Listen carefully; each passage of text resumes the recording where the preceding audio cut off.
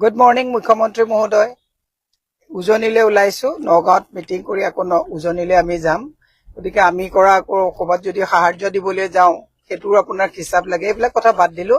মুখ্যমন্ত্ৰী মহোদয়ে নিজকে সোণৰ লগত তুলনা কৰিছে। মই মুখ্যমন্ত্ৰীক সুধিছো আপুনি কেডিএম মিক্স সোণ নে 24 কেৰেট 916 সোণ? আপোনাকতো মোৰ লগা নাই 916 সোণৰ নিচিনা। আপুনি কৈছে মোক যিমানেই গালি পাৰে সিমানেই মোৰ চিট বৃদ্ধি হৈছে। একদম যিমানেই গালি পাৰিছে নদীত একদম মানে বোৱা দি আপোনালৈ পইচা বৈছে। পইচা বোৱাত আপুনি উস্তাদ।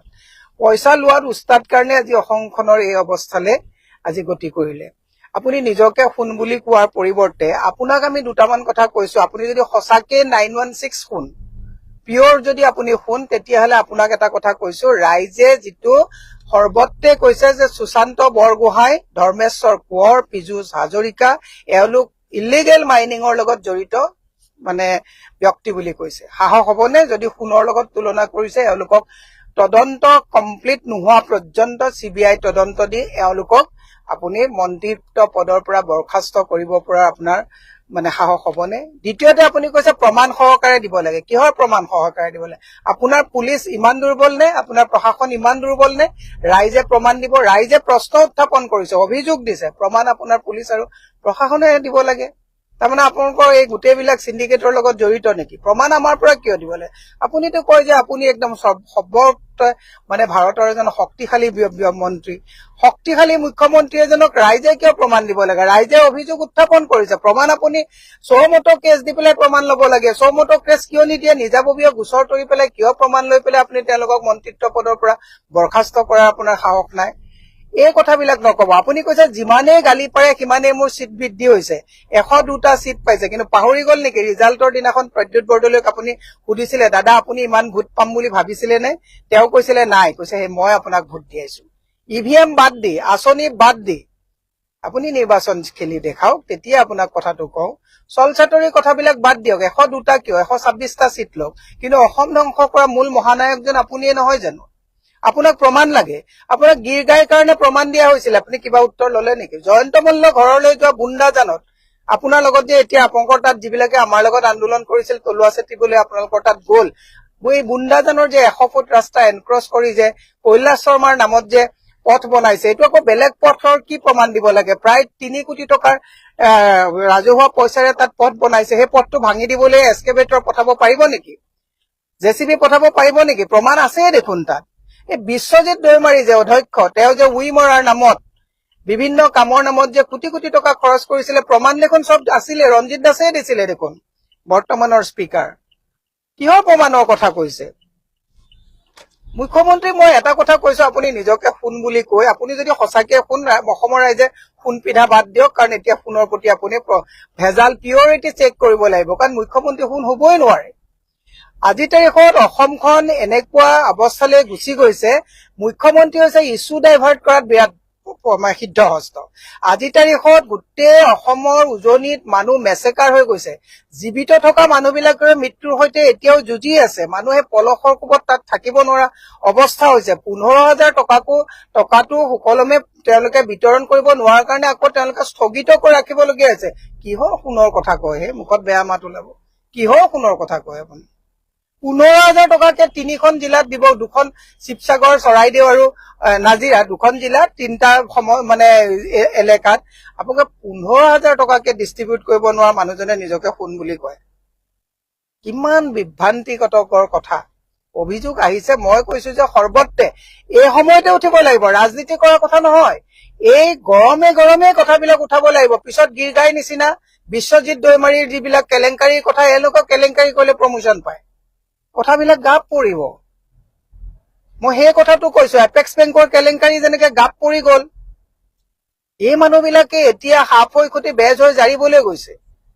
সুশান্ত বৰগোহাঁইতে যিটো ফূৰ্তিৰে তাত কথা বতৰা পাতি তেওঁলোকে যিটো আত্মহস্য কৰি পেলাই সাহায্য দিবলৈ গৈছে, কিমান টকা সাহায্য দিছে? চিণ্ডিকেটৰ সৰু এটা তেওঁলোকে এমাউণ্ট তাত সাহায্য দিবলৈ গৈছে। গতিকে মই এটা কথা আপোনালোকক কৈছো, মুখ্যমন্ত্ৰী এই ফটুৱা কথাবিলাক কৈ আপোনাৰ এটাই সাহস আছে, কবিতা লিখিলে জেলত পঠায়।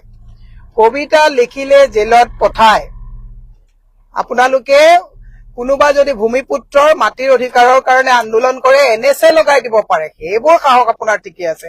সাংবাদিকে যদি প্ৰশ্ন সোধে তোৰ মালিক কোন বুলি কৈ পেলাই আপুনি তাক চাকৰিৰ পৰা আঁতৰাব পাৰে, সেইবোৰ ফকতীয়া মফচলীয়া আপোনাৰ সাহস ঠিকে আছে।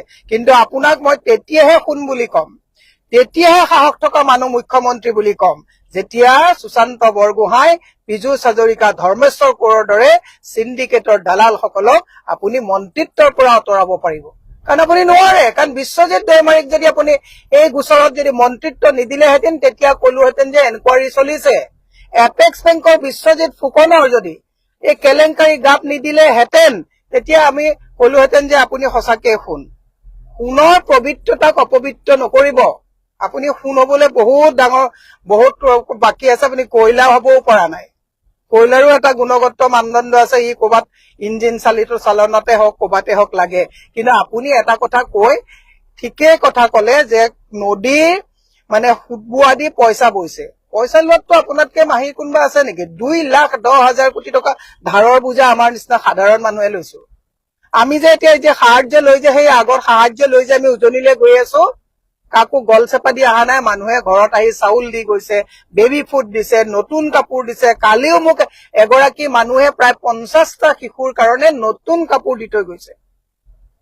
10 তাৰিখলৈ এখন হস্পিটেলে আমাক 500 মেট্ৰেছ, 500 বেডশ্বীট, 500 পিলো কভাৰ, 500 বাকেট আমাক দিছে। আমি কাকো গল চেপা দি আপোনাৰ নিচিনা পইচা লোৱা নহব। পইচাখিনি আপোনাক লগত লাগে, আৰু মেঘৰঞ্জনীয়ে তাত নাছিলে আপোনাৰ চৰম লাগে। চৰম আপোনাৰ এই সুশান্তক লৈ লাগিছে নে নাই? অসমৰ ৰাইজক কৈছো, আপোনালোকে যদি 15,000 টকাত আৰু এয়াও যিখন খেল ধেমালি কৰিবলৈ চকলেট লৈ গৈ পেলাই যিটো চেলফি উঠি পেলাই ইছ্যু ডাইভাৰ্ট কৰিব গৈছে, অসমৰ ৰাইজে যদি এই ইছ্যু ডাইভাৰ্ট কৰা কথাবিলাকত যদি আত্মহাৰা হৈ হিমন্ত বিশ্ব শৰ্মাৰ জালখনত যদি সদায় নিজকে যদি পৰীক্ষা লয়, মই কৈছো অসমত অসমীয়া ভগনীয়া হব, অসমত আৰু মেচেকাৰ হব।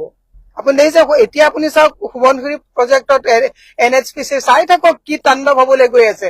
খাও লাগিছে, অভিশাপ লাগিছে। আপোনালোকে যিটো 100টা চিটৰ কথা কৈ পেলাই বহুত আজে বাজে কথা কৈছে, অভিশাপ লাগিছে। আগতে তৰুণ নগৰ, নবীন নগৰত পানী হৈছিলে, এতিয়া গোটেই গুৱাহাটী জলমগ্ন হৈছে, গোটেই অসম জলমগ্ন হৈছে।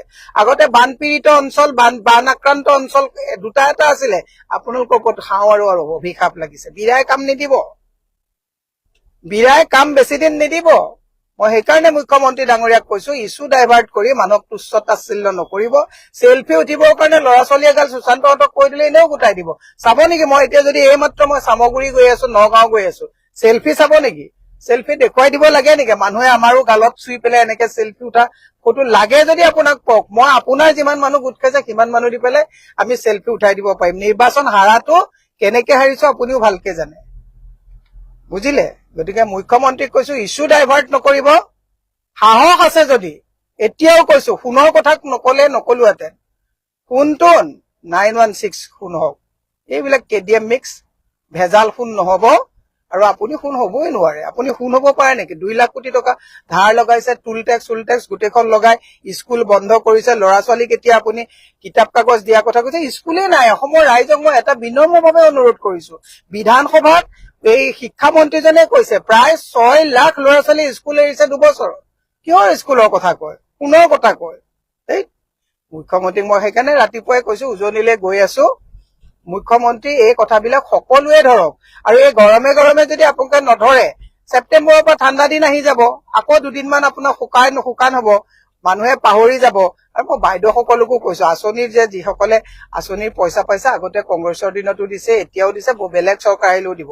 আত্মহাৰা হৈ গৈ যত মানুহে মাতৃয়ে পুত্ৰৰ শটো হাতত লৈ পেলাই হিয়া ধিকাৰি কান্দিছে, আপোনালোকে কিহৰ মুখ্যমন্ত্ৰীৰ লগত চেলফি তুলিছে? আৰু সেইজন মুখ্যমন্ত্ৰী, যিজন মুখ্যমন্ত্ৰীয়ে চিণ্ডিকেট চলাই আছে সুশান্ত পীযুষহঁতক লগত লৈ পেলাই, দিয়ক আমাক জেলত ভৰাই দিয়ক, কোনো আপত্তি নাই। গুলিয়াই দিলে গুলিয়াই দিয়ক, কোনো আপত্তি নাই। কিন্তু আপুনি এনেকে তিলকে অসমৰ মানুহক বিপদলৈ ঠেলি দিয়াটো সহ্য কৰা নহব। আৰু অসমৰ ৰাইজকো মই আপোনালোকক কৈছো, অসমৰ মাতৃ সমাজকো আপোনালোকক কৈছো, আপোনালোকে প্ৰশ্ন কৰাৰ পৰিৱৰ্তে আপোনালোকে কিহৰ চেলফিৰ কথা কবলৈ কৈছে? এই শিশুবিলাকক যে এতিয়া চকলেট দিবলৈ গৈছে, শিশুবিলাকৰ যে ভৱিষ্যত শেষ কৰি দিলে, এখন ঘৰ ভাঙি দিলে, এই কথাবিলাক মাতৃ সমাজে প্ৰশ্ন নকৰিব নেকি? কেনেকুৱা মাতৃ সমাজক মই সেইকাৰণে কৈছো দুগৰাকী মানে 15,000 টকা লৈ পেলাই বৰ টকালি মাৰিছে আপোনালোকক 15,000 টকা দিছে 1,000 কোটি টকা তেওঁলোকে ডনেশ্যন কালেক্ট কৰিছে এই কথাবিলাক অসমৰ ৰাইজে জানা উচিত সৰ্বত্ৰে একচুৱেলি এওঁলোকৰ বিৰুদ্ধে প্ৰতিবাদ হ'ব লাগে দগাবাজ বিলাকে যাতে অসমৰ দায়িত্ব নলয় তাৰ কাৰণে অসমৰ সুধী সমাজ সষ্টম হৈ তেওঁলোকক প্ৰশ্ন কৰাৰ সময় এই সময় 60-40 কৰাৰ সময় নহয় এই সময় সন্মুখত চুমা খাই আৰু পিছত গালি পৰা সময় নহয় এই সময় সন্মুখৰ পৰা প্ৰশ্ন কৰাৰ সময় অসমৰ প্ৰত্যেকজনে প্ৰশ্ন কৰক যে আজি নাজিৰাত কিয় এই অৱস্থা হ'ল দেৱব্ৰত শইকীয়া ডাঙৰীয়ে 2018 চনত পিআইএল কৰি পেলাই কৈছিলে যে এই ইলিগেল মাইনিং যদি বন্ধ নকৰে এতিয়া যিজন তাত হিমন্ত বিশ্ব শৰ্মাৰ একদম পুৰা বিশ্বস্ত ভূপেন বৰাই কয়লাৰ সিন্ডিকেটৰ মালিক কোন নধৰা পৰ্যন্ত তেওঁ এই কথাবিলাক কৈছিল এইবিলাক মই লিংকত দি দিম কিবিলাক কথা কৈছিল আমি কংগ্ৰেছৰ দিনত আমি ৰাইজৰ জ্ঞাতাৰ্থে কথাবিলাক কৈ আছো গতিকে মই এটা কথা কৈছো বহুতে কব কংগ্ৰেছৰ দিনত আৰে কংগ্ৰেছৰ দিনততো বেয়া কাম হৈছিল কাৰণে তোমালোকক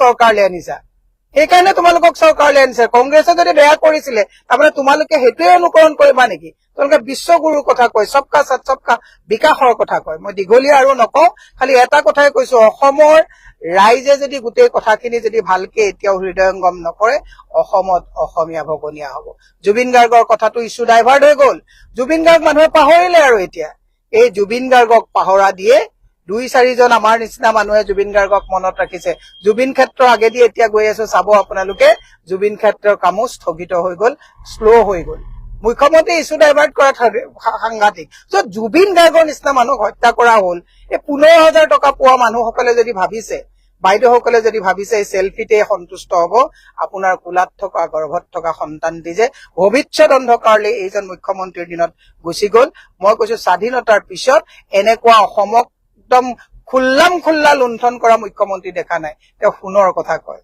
কয়লা হ'বলৈ চেষ্টা কৰক কয়লাৰো এটা গুণগত মানদণ্ড আছে থেংক ইউ